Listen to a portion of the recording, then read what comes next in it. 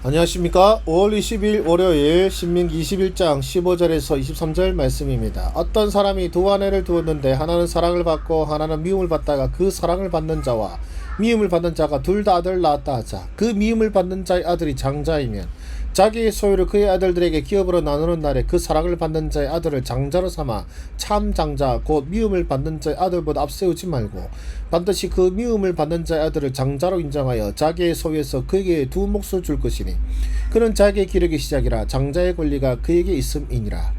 사람에게 완악하고 패역한 아들이 있어 그의 아버지의 말이라 그 어머니의 말을 순종하지 아니하고 부모가 징계해도 순종하지 아니하거든 그의 부모가 그를 끌고 성문에 이르러 그 성읍 장로들에게 나아가서 그 성읍 장로들에게 말하기를 우리 이 자식은 완악하고 패역하여 우리 말을 듣지 아니하고 방탕하며 술에 잠긴 자라 하면 그 성읍의 모든 사람들이 그를 돌로 쳐 죽일지니 이같이 내가 너희 중에서 악을 제하라.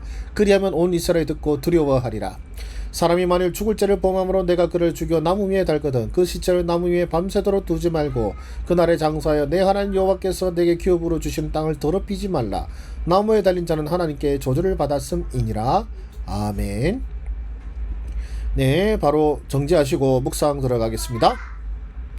네, 묵상 어떠셨나요? 나눔의 시간 갖겠습니다. 하나님은 어떤 분이십니까?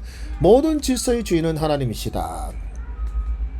네, 예수 하나님께서 이제 예를 드신 이제 이야기가 나오지 않습니까? 이제 어떤 사람이 아내를 둘을 두었다는 것도 좀 그렇던데 하나는 미워하는 자, 하나는 사랑하는 자. 그런데 미워하는 자의 자식이 장남이다. 뭐 이렇게 하면서 이제 유산 이야기가 나오죠. 이제 뭐 지금은 안 그렇지만은 이제 성경 시대 때는요, 이 맏아들이 유산의 2배를 받았습니다. 예. 소위 말하면 이제 아들이 둘이면은 이제 장자가 3분의 1을 받고 이제 차자가 3분의 1을 받고 그런 식이었죠. 뭐 이게 평등하다 불공평하다를 떠나서 어쨌든 그 유산을 주는 것은 소위 말하면 아버지 부모 마음이지 않겠습니까? 유산을 가진 그 누군가의 그 뜻대로 이루어지는 것이 이제 유산 상속 그런 거지 않겠습니까? 그러니까 죽은 자의 뜻을 벗어난 유산 상속이 말이 안 되지 않아요? 그렇죠? 그런데 지금 하나님께서 소위 말하면 그 유산을 상속하는 아버지라고 합시다.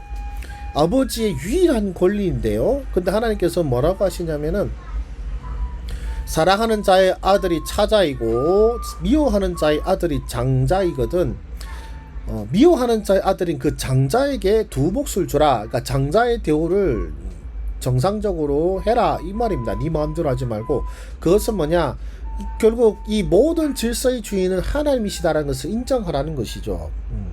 네 기분대로 네 마음대로 할 것이 아니라 너의 것이 다 하나님의 것이고 내게 주신 자식도 하나님께서 주신 것으로 인정한다면 설사 그 아들이 네가 싫어하고 미워하는 자랄지라도 이것은 하나님께서 내게 주신 아들이요 또 그야말로 내 기력의 시작이기 때문에 그를 나에게 주신 하나님의 뜻에 따라 내가 두 몫을 남기겠다. 이것이 바른 자세라는 겁니다.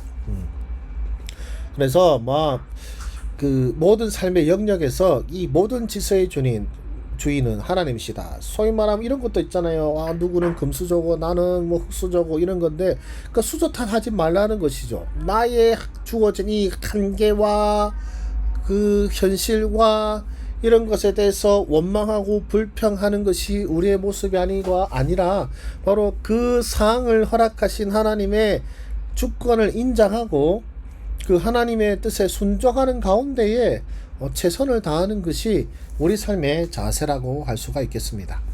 그리고 죄악에 대해 철저하신 분이시죠.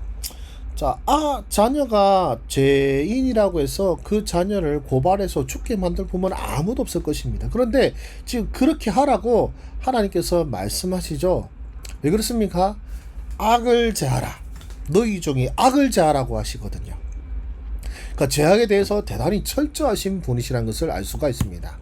그러면 나에게 무엇을 말씀하십니까? 나의 기분이나 감정, 마음대로 살 것이 아니라 하나님이 허락하신 질서 안에서 순종하면서 살라는 것이죠. 내게 이 현실을 허락하신 분이 하나님이시라는 것을 인정하고 그 안에서 하나님의 선하신 뜻이 이루어지기를 겸손하게 살라라고 하시는 것입니다. 그리고요, 자식조차도 내어드릴 수 있는 각오로 죄악을 경계하고 바른 길을 가르치라는 것입니다. 자식이 죄악의 길로 빠진다고 해서 자식을 고발하는 부모가 없겠죠.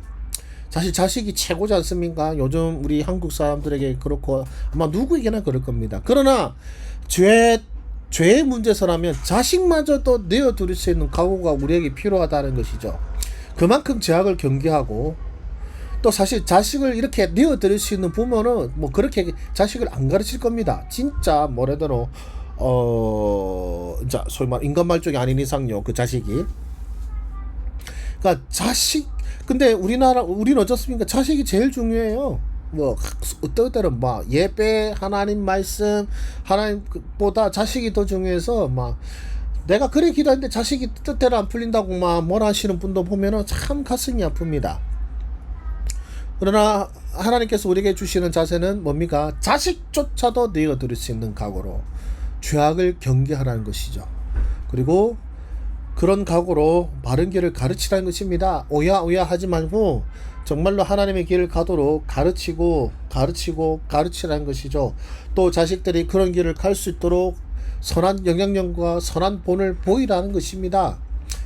자식이 그런 나쁜 길로 안 빠지게 하려면요, 정말로 목숨을 걸고 자식의 생명까지도 걸고 바른 길을 가르치라는 것입니다. 그럼 나는 어떻게 살아야겠습니까? 하나님이 정하신 질서에 순종하자. 왜 내 상사가 이러냐, 왜 내 부하가 이러냐, 내 동료가 왜 이러냐가 아니라 일단은 내게 허락하신 위에 있는 권세와 또 내 동료와 또 내게 있는 이런 서열에서 일단은 순종하는 마음을 갖고 그 안에서 하나님의 사람을 어떻게 살 수 있을까, 선한 영향을 어떻게 끼칠 수 있을까 고민하면서 애쓰는 것이 우리의 본분인 것 같습니다. 그리고 하나님의 중심의 우선순위로 살자 했습니다. 그러니까 자식마저도 내어드릴 각오. 사실 우리 인생의 제일 우선순위 1순위가 거의 뭐 자식인 것이 오늘 우리의 모습인 것 같은데, 그런데 그 자식이 우선순위가 되는 것이 아니라 하나님이 우선순위가 되는 것이죠. 하나님의 말씀과 하나님 뜻에 순종하기 위해서는 자식도 혹독하게 가르칠 수 있는 그런 각오라면 우리 삶의 모든 영역에서 하나님 우선순위가 나타나지 않을까라는 생각이 듭니다. 여러분 어떻게 묵상하셨습니까? 하나님의 풍성하신 은혜가 함께 하시길 바라며 기도하고 마치겠습니다. 살아계신 하나님 아버지, 이 장자에 대한 유산을 내어주는 것과 그리고 폐악한 자녀를 고발하는 이런 부모의 이런 규정을 통하여서 하나님이 세우신 질서에 우리가 어떤 마음으로 순종해야 하는지, 또 자식마저도 내어드릴 각오로 죄악을 경계해야 함을 오늘 우리에게 알려주시니 감사를 드립니다. 우리가 너무 쉽게 살고 너무 쉽게 생각하지 아니하였는지 우리 삶을 돌아보게 하시고, 오늘 내게 허락하신 그 한계와 그 상황과 그 질서 속에서 깊게 하나님을 생각하고 묵상하는 가운데에 하나님의 뜻에 따라 살아나갈 우리 하나님의 백성들 되게 하여 주시고, 정말로 내게 가장 귀한 것이, 가장 존귀한 분이 하나님이신지를 돌아보면서 가장 중요한 것을 놓쳐서 정말로 큰 일이 벌어지지 아니하도록 경계하며 살아가는 우리의 삶 되게 하여 주시옵소서. 모든 말씀 예수님의 이름으로 기도드립니다. 아멘. 감사합니다. 수고하셨습니다.